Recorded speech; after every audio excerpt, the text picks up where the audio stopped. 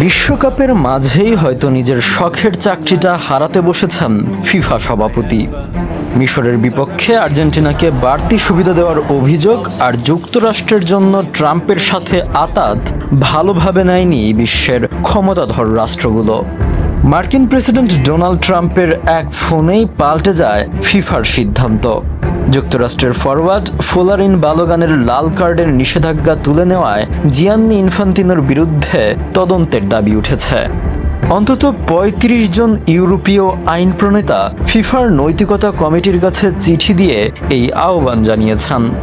তাদের মতে এমন রাজনৈতিক হস্তক্ষেপ বিশ্ব ফুটবলের নিরপেক্ষতা ও বিশ্বাসযোগ্যতাকে হুমকির মুখে ফেলেছে।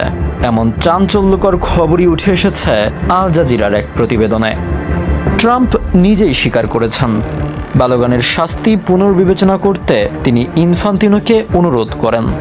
এর পরপরই ফিফার শৃঙ্খলা কমিটি নিষেধাজ্ঞা প্রত্যাহার করে এবং বেলজিয়ামের বিপক্ষে মাঠে নামার সুযোগ পান বালোগান। খেলার মাঠে রাজনৈতিক প্রভাবের সুযোগ নেই বলে কড়া বার্তা দিয়েছেন ইউরোপীয় আইন প্রণেতারা। ফিফা অবশ্য দাবি করছে সিদ্ধান্তটি শৃঙ্খলা কমিটি স্বাধীনভাবেই নিয়েছে।